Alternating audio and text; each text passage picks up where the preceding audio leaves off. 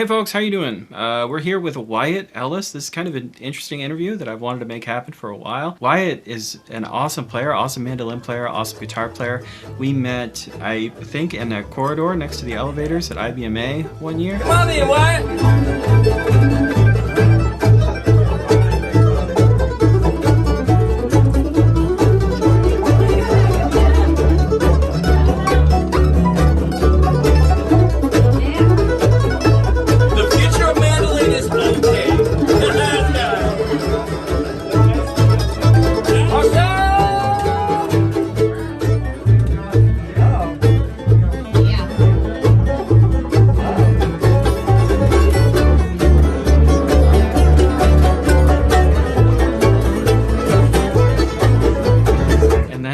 After that, we met at Brian Sutton's guitar camp. You know, I feel like we've been on the fringes of talking about Wyatt Ellis for a long time. He came up in the Chris Henry interview that we did too. We showed a little bit of his music video for Grassy Cove, I want to say, off of his new album Happy Valley, which came out in February. And anyway, we finally have him here today, and we're gonna, I don't know, find out what he has to say. Wyatt, how are you doing? Great, how are you? I'm good, man. I'm good. Tell me about the record a little bit, because you got like a ton of guests on it. Like, who's on the album? So this started in the shutdown when everybody was like stuck at home. I got to like connect with so many great musicians and write tunes. It's a really special album that's like a snapshot of that time when I was writing so much music, and I still am. But that's awesome when that happens. I had a COVID album myself, and and when I listened to it, it's like, oh, that is that time period. Like, that's what I was doing. Yeah. Tell me about some of the other people that you got to work with on there, because I see like Sierra Hole's on here too. Yeah, there's so many. You know, you've got Sierra, and Justin produced it and played on all of the tracks. Marty Stewart's on Blue Smoke, Dominique Leslie. You know, there's so many great players on there. Sometimes hard to name them all, but yeah, it's really awesome. Yeah. What were some of the like best experiences that you had working on it? Like, who was the most fun to like get in the studio and do some collaborating with? Well, you know, it's always fun to work with Bub and Jason and all those guys, and that was, you know, my first recording experience ever. Oh, wow. It's almost like I kind of got to learn from the best. Totally. While I recorded, you know. So in that process, you know, if we get technical for a second, did you multi-track much of it, or was a lot of it done kind of live in the room with everyone playing at the same time? You know, we all did it like playing together, but it was like we were in our own like separate booths. Oh, cool. So you had isolation. Sometimes, you know, somebody'd go back and like fix something, obviously, but you know, it was a whole learning process for me. Yeah, totally. Well, that's great. If you can all play live in the room together, but you have isolation, then you could punch in and you can fix those little that's what things, we did. Right? Yeah.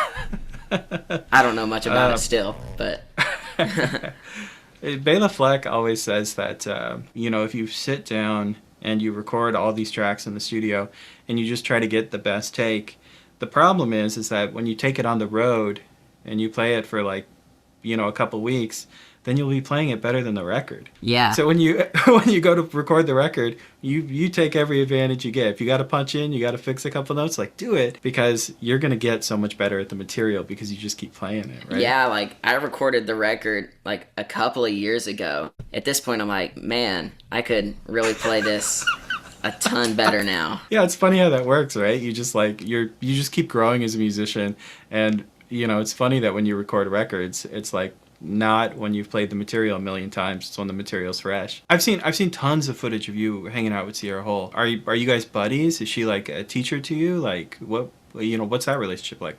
Yeah, so I actually got a apprenticeship through the state of Tennessee at the beginning of the pandemic for 8 months to work with Sierra, and we would get on a few times a month and, you know, just talk and work through some things. You know, it was really fun. That's awesome, man. They say it takes a village. Man, you got, like, so many people in your corner. There's so many, like, Wyatt Ellis fans. And, like, I don't know, I feel like I talked to you one time and you were like, yeah, you know, I think you said Chris Henry's, like, your main teacher. You talk to him a lot.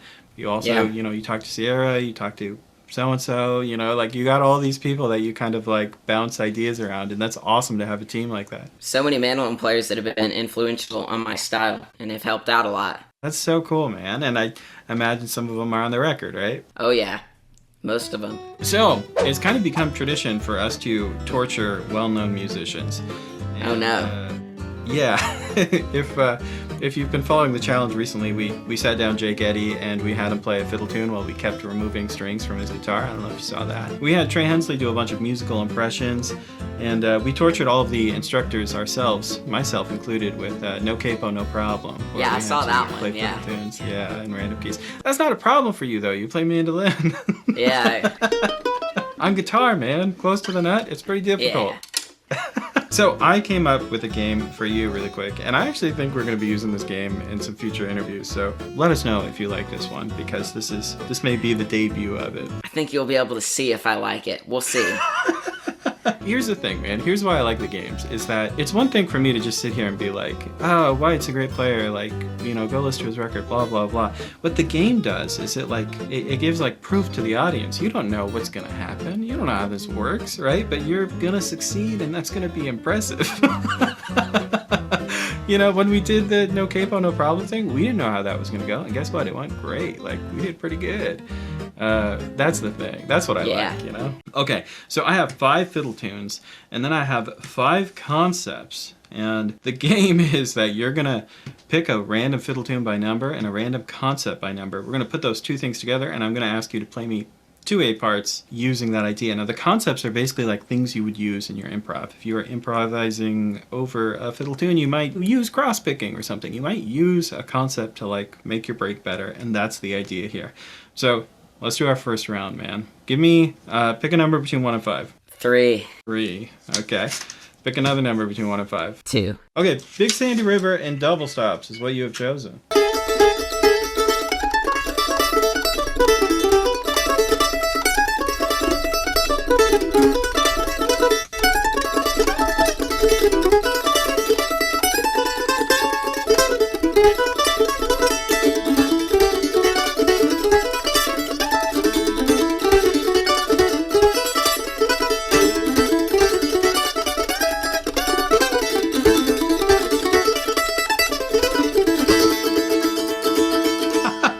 Yeah. Yeah, dude. Good one, good one. Give me a number between 1 and 4 now. Okay, let's go with 2. 2. Give me another number between 1 and 4. 4. 4. You have picked Gold Rush Cool. with a rhythmic variation of your choice. So it could be super syncopated, or it could have triplets in it, or it could have a bunch of ba-da-ba-da, or like whatever rhythmic change you want to make to the tune. Cool, yeah.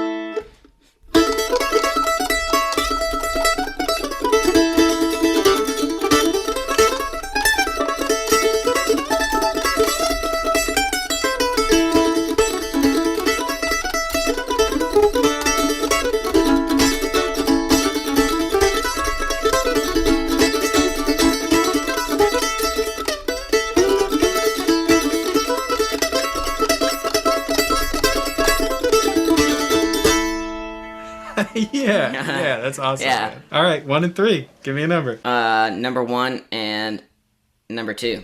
You've picked kind of a pretty choice.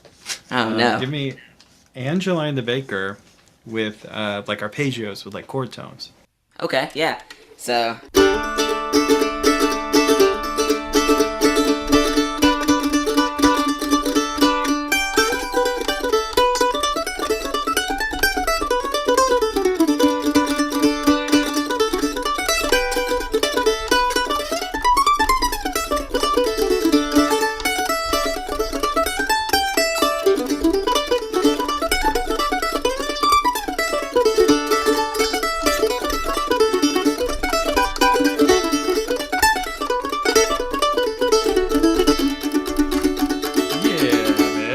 Yeah. All right, there's only 2 tunes and 2 concepts left. What do you want, number 1 or number 2?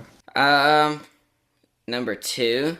And your second number, 1 or 2? I mean, 1.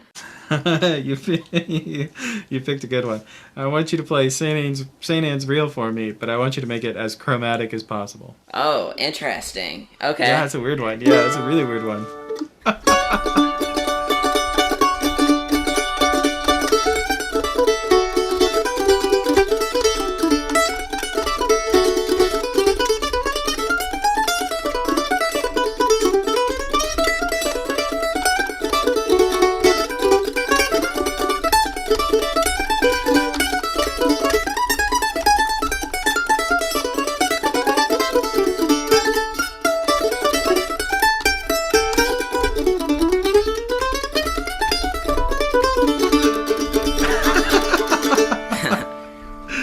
good. Definitely not tasteful, but good, yeah. I mean, you satisfied a very strange challenge. I've never done that before. You've kind of left I think you might have left an easy one for the last one. Okay. The two things that remained, still kind of strange, but I don't think it'll be as challenging, is billing the low ground with tremolo. Much tremolo as you can fit in. Okay, yeah.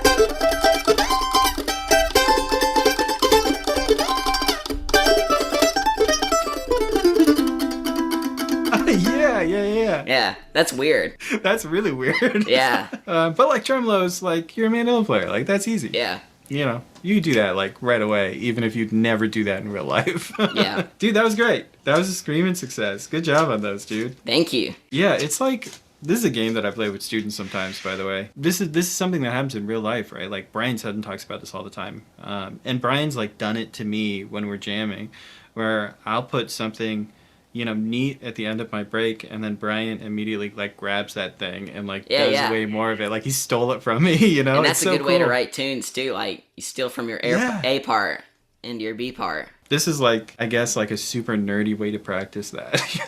Yeah. What are all the things I've stolen, and what are all the tunes, and then you just draw lines connecting them. Yeah. Yeah, man, if people want to follow you and keep up with you, where should they go? Well, you can find me on socials, just about everywhere. Instagram, Facebook, YouTube, you name it.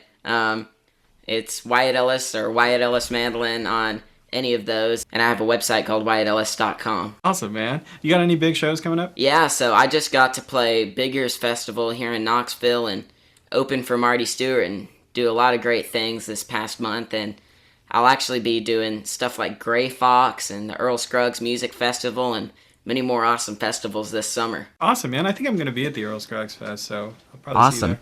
Well, thank you so much for watching. Please go check out Wyatt Ellis everywhere. And you all have a good one. We'll see you later.